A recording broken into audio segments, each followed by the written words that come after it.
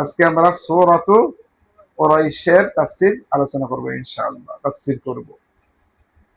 প্রথমে আমাদেরকে জানতে হবে কুরাইশ কি। কুরাইশ কি? আমরা তো অনেকেই শুনেছি যে কুরাইশ একটা বংশের নাম। মক্কাতে একটা প্রসিদ্ধ বংশের নাম কি? কুরাইশ। যেই বংশে আল্লাহ রাসূল সাল্লাল্লাহু আলাইহি ওয়াসাল্লাম কি করেছেন? জন্মগ্রহণ করেছেন। এটা আমরা সবাই চিনি না?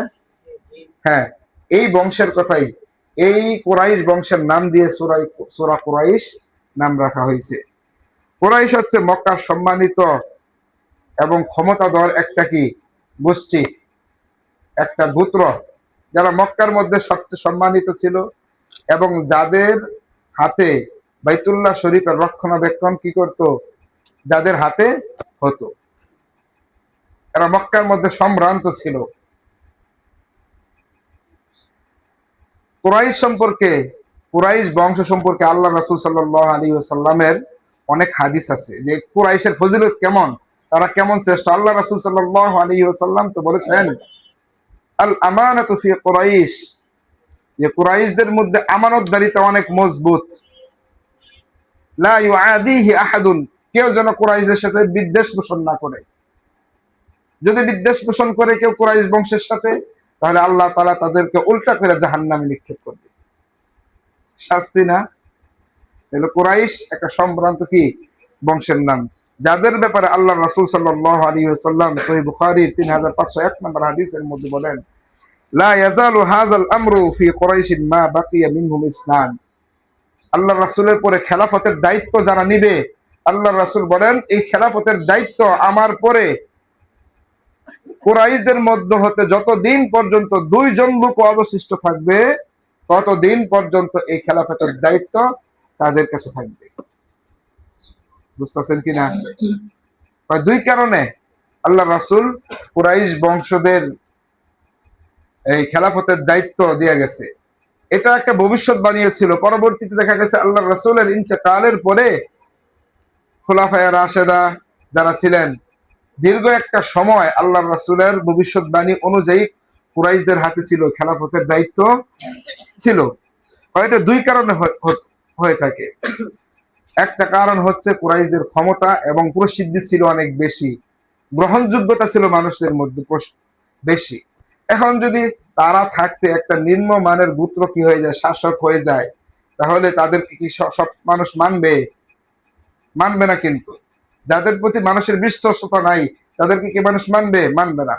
এই জন্য আল্লাহ রাসূল সাল্লাল্লাহু আলাইহি ওয়াসাল্লাম বলে গেছে কুরাইশরা যেহেতু কি সবচেয়ে সম্মানিত এবং মানুষরা তাদেরকে মানে, তারা তারা যেন কি হয়, খেলাফতের দায়িত্ব গ্রহণ করে। এক নাম্বার ক্ষমতা এবং তাদের প্রসিদ্ধি ছিল বেশি। দুই নাম্বার ইসলামের প্রচার এবং কাবা শরীফের রক্ষণাবেক্ষণের ক্ষেত্রে তাদের অনেক ত্যাগ ছিল।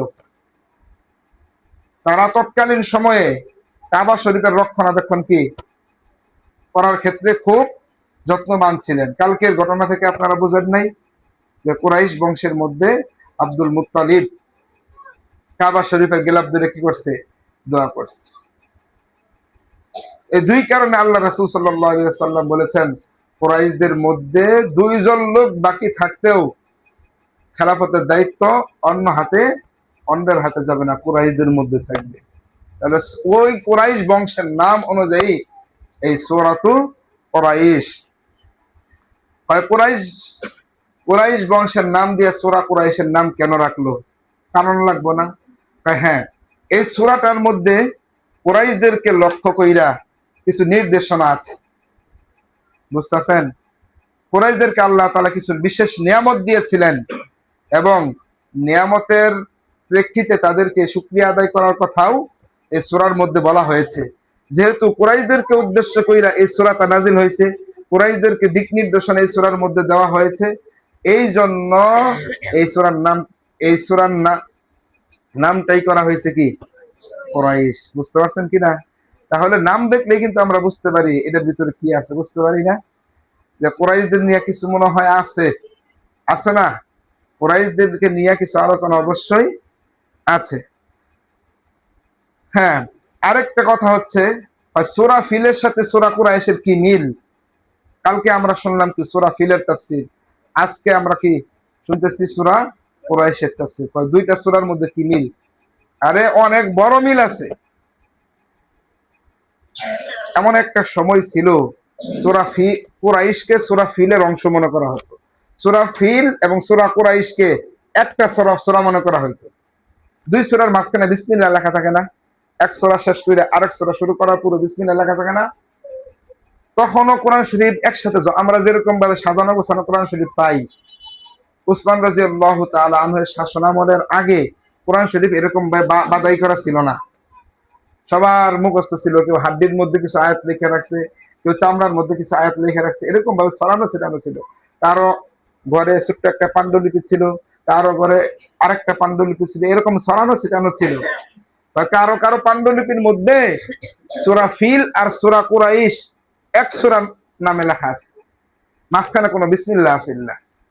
উসমান রাদিয়াল্লাহু তাআলা আনহু কি করলেন? উদ্যোগ নিলেন, যার ঘরে যত কোরআন শরীফ আছে, পাণ্ডুলিপি আছে, সব এক করো। সব কি করো? এক করো। এক বান্ডিলে এক মলাটে কোরআন শরীফ কি করা হবে? লেখা হবে। সবগুলা রাইখা কোরআন শরীফ লেখা হবে। তখন লিখতে লিখতে যখন সূরা ফিল এবং কুরাইশের মধ্যে আসলো, আয়েশা দেখে যে অনেক পাণ্ডুলিপিতে সূরা ফিল আর সূরা কুরাইশ একই সূরা লেখা, মাঝখানে কোনো বিসমিল্লাহ নাই। বুঝতেছেন কিনা? উসমান রাদিয়াল্লাহু তাআলা আনহু সাহাবায়ে কেরামের সাথে, তৎকালীন যারা লোক ছিল তাদের সাথে পরামর্শ করলেন যে কি করা যায়, সূরা ফিল এবং কুরাইশ দুইটা সূরাকে আলাদা আলাদা লিখবো না সূরা ফিল এবং কুরাইশ একসাথেই লিখবো? সবাই পরামর্শ দিলেন যে না, সূরা ফিল আলাদা এবং সূরা কি কুরাইশ আলাদা লেখেন। তখন থেকে সূরা ফিল এবং কি সূরা কুরাইশ আলাদা আলাদা নামে কি দুইটা সূরা। বুঝতে পারছেন কিনা? আর অর্থের দিক থেকে লক্ষ্য করলে অনেক মিল। অনেক মিল। কিরকম মিল? কালকে আমরা আলোচনা শুনছি কি সূরা ফিলের মধ্যে আল্লাহ তাআলা হস্তি বাহিনীদেরকে ধ্বংস করেন নাই? হাতিওয়ালা যারা ছিল, হস্তি বাহিনী, তাদেরকে আল্লাহ তাআলা ধ্বংস করেছিলেন না? হ্যাঁ, সূরা ফিলের মধ্যে হস্তি বাহিনীর ধ্বংসের আলোচনা করার পরে আল্লাহ তাআলা আজকে বলতেছেন, আমি যে হাতিওয়ালা যারা ছিল, হস্তি বাহিনী ক্ষমতাবান লোক ছিল, তাদেরকে ধ্বংস করেছি। কেন করেছি? আজকের সূরা কুরাইশের মধ্যে কারণগুলা জানবো। বুঝতেছেন কিনা? আমি হাতিওয়ালা হস্তি বাহিনীদেরকে ধ্বংস করেছি। কেন করেছি? কালকে আপনারা জানেন নাই? হাতি বাহিনী যারা ছিল, হস্তি বাহিনী, তাদেরকে আল্লাহ তাআলা এই ঝাঁকে ঝাঁকে পাখি দিয়ে ধ্বংস করছে। তাহলে কেন করেছে? আজকের সূরা ওইখান থেকে শুরু হবে। বুঝতেছেন? আল্লাহ তাআলা বলতেছেন লিইলাফি কুরাইশ, আর কুরাইশদের আসক্তির কারণে। এক নম্বর কি? কুরাইশদের আসক্তির কারণে, কুরাইশদের জন্য সুযোগ সুবিধার কারণে। ইলাফিহিম রিহলাতাশ শিতাই ওয়াস সাইফ, হয় তাদের আসক্তির কারণে শীতকাল এবং গরমকালে সফরের ক্ষেত্রে। অর্থ বুঝছেন? শাব্দিক অর্থটা বুঝুন, তারপর ব্যাখ্যা করলে বুঝবেন। আল্লাহ তাআলা বলতেছেন আমি তাদেরকে ধ্বংস করেছি কুরাইশদের আসক্তির কারণে, যেন কুরাইশদের কিছু সুযোগ সুবিধা হয়। এবং ইলাফিহিম রিহলাতাশ শিতাই ওয়াস সাইফ, শীতকাল এবং গরমকালে তাদের সফর করার প্রতি আসক্তি হওয়ার কারণে। বুঝতেছেন কিনা? আল্লাহ তাআলা তাদেরকে কেন ধ্বংস করছেন? হয় কুরাইশদের এই ধ্বংস করার মাধ্যমে দুইটা লাভ হয়েছে। কি হয়েছে? কুরাইশদের কয়টা লাভ হয়েছে? কুরাইশরা দুইটা সুযোগ সুবিধা পাইছে। আবাবিল যে এই হস্তি বাহিনী, এদেরকে ধ্বংস করার কারণে কুরাইশরা দুইটা লাভ হয়েছে। এক নাম্বার লাভ, কুরাইশদের সম্মান আগের থেকে বাইরে গেছে। মানুষদের মধ্যে কুরাইশদের সম্মান কি আগের থেকে বাইরে গেছে। যে আল্লাহ তাআলা কুরাইশদেরকে রক্ষা করার জন্য, কুরাইশদের কাবা রক্ষা করার জন্য সরাসরি আযাব দিছে, তাহলে কুরাইশরা কি আল্লাহ তাআলা অনেক কাছের লোক, এদের সাথে কখনো বেয়াদবি করা যাবে না। এই একটা লাভ তাদের হইল না? বুঝতেছেন কিনা? এই একটা সুবিধা হয়েছে। দুই নাম্বার সুবিধা হচ্ছে যে কুরাইশরা বিভিন্ন সময়ে বিভিন্ন দেশে কিসের জন্য যাইতো? সফর, ব্যবসার জন্য কি করতো? সফর করতো। গরমকালে তারা কি কোথায় সফর করত? সিরিয়াতে সফর করত। ব্যবসায়িক পণ্য নিয়ে তারা কি করত? সিরিয়াতে সফর করত। আবার শীতকালে ইয়ামেনে সফর করত। কারণ সিরিয়া খুব ঠান্ডা বেশি পড়তো। এই জন্য কুরাইশরা নির্বাচন করছে যে শীত তো অনেক বেশি সিরিয়াতে, শীতকালে আমরা সিরিয়াতে যাব না, আমরা যখন গরমকাল থাকবে তখন কি যাবো সিরিয়াতে ব্যবসার জন্য উদ্দেশ্য রওনা হবো। ইয়ামেনে আবার গরম খুব বেশি, তাহলে আমরা গরমকালে কি করব না, ইয়ামেনে সফর করব না, আমরা শীতকালে কি করব, ইয়ামেনে সফর করব। বুঝতেছেন কিনা? এখন তারা তো বিভিন্ন প্রান্তে সফর করত, আর ব্যবসার পণ্য নিয়ে সফর করা খুব রিস্ক ছিল। রিস্ক কিরকম?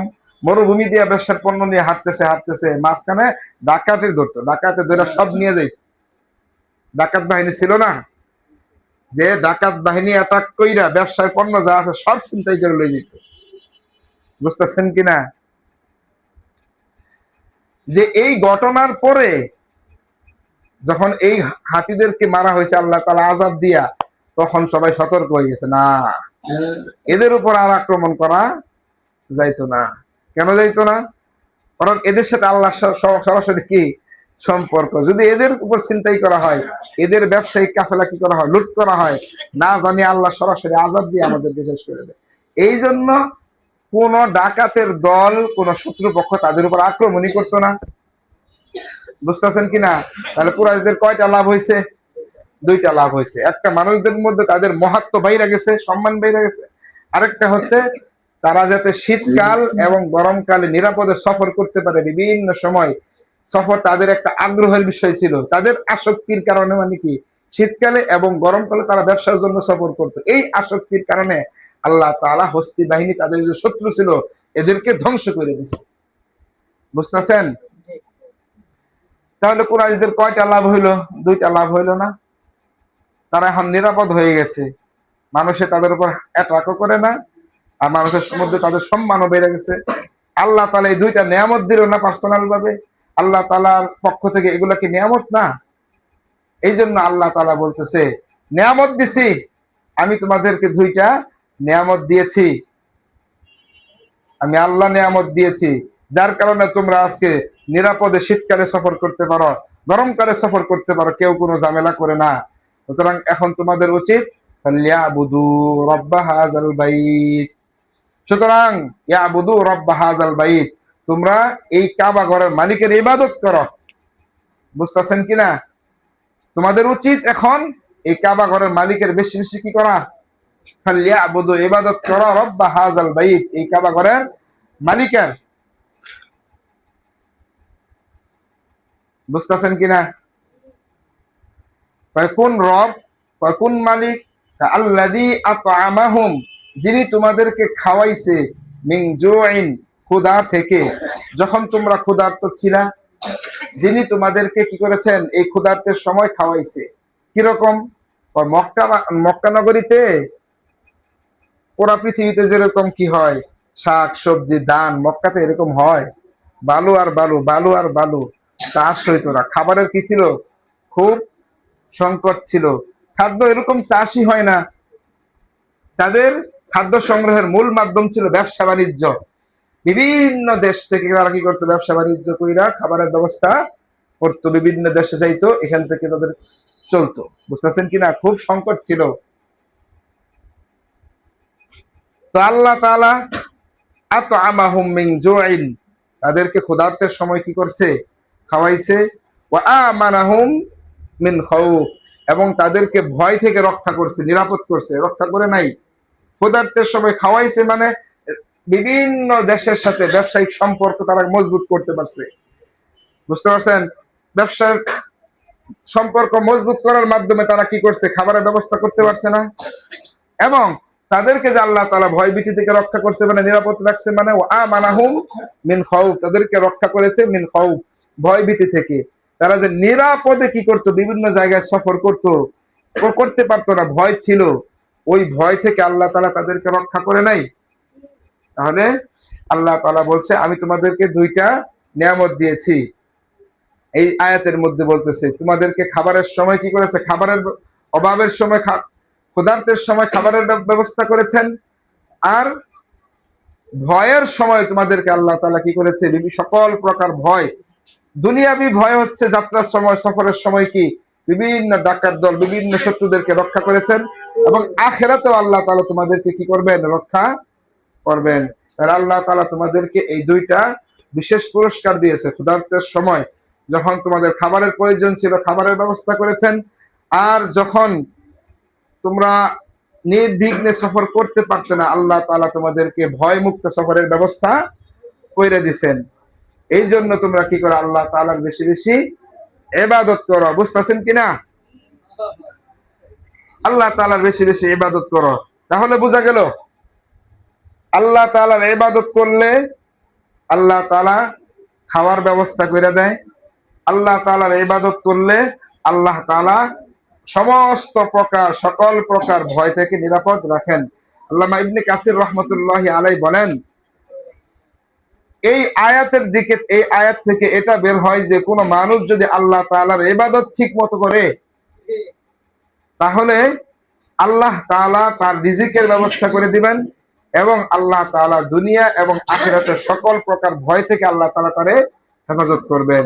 যেটা সূরা কুরাইশের মধ্যে কি পাওয়া যায় না? তাফসিরে মাজহারিতে লেখে যে এই সূরা কুরাইশ, যেই ব্যক্তি বিপদের সময় বেশি বেশি পড়বে, সূরা কুরাইশ বিপদ বালা মুসিবতের সময় যদি কেউ বেশি বেশি পড়ে, তাহলে আল্লাহ তাআলা ওই যে বলছে ওয়া আমানাহুম মিন খাউফ, আল্লাহ তাআলা এই আয়াতের উসিলায়, এই সূরার উসিলায় আল্লাহ তাআলা তার বিপদ আপদ থেকে রক্ষা করবে। বিপদের সময়, রিজিকের অভাবের সময় দুইটা কারণ উল্লেখ করা আছে না, যে আল্লাযী আত'আমাহুম মিন জু' ওয়া আমানাহুম মিন খাউফ, যিনি তোমাদেরকে ক্ষুধার্তের সময় খাবারের ব্যবস্থা করেছেন এবং ভয়ের সময় ভয় থেকে মুক্তি করেছেন। সুতরাং যে ব্যক্তি এই দুই সময়, বিপদের সময় এবং অভাবের সময় এই সূরাটা বেশি বেশি পড়বে, তাহলে আল্লাহ তাআলা এই দুইটা বিপদ থেকে তাদেরকেও রক্ষা করবে। সানাউল্লাহ পানিপথী রাহমাতুল্লাহি আলাইহি বলেন, আমি অনেকবার এই সূরা বেশি বেশি করে কি আমল করছি বিপদের সময়, এবং এই সূরা আমল করার ফজিলত আমি কি পাইছি। আর আল্লাহ তাআলা আমাদেরকে বিপদের সময়, অভাবে